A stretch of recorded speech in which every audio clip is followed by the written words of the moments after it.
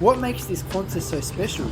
G'day, I'm Sam and I'm a plane spotter from Sydney, and I'm on a mission to collect all 7 Qantas special liveries. Shoot me a follow so you don't miss out. Starting off this series, I'm showcasing Qantas's Retro Roo. This iconic livery pays homage to Qantas's first delivery of the Boeing 747 way back in 1971. This aircraft is so unique compared to the rest of Qantas's fleet, from the ochre stripe that runs across the fuselage, which you don't see anymore these days in planes. What surprised me the most was seeing the iconic Qantas kangaroo mounting wings. I never knew that was a thing back in the day. Qantas, if you're listening, I'd love to see that on an A380 one day. To be honest, I wasn't initially happy with these photos and I was going to scrap them, but then I figured, you know what? Why don't I edit these photos to look like they were taken back in 1971? What do you guys think? Do they look legit or did I overcook them? Let me know in the comments. Cheers.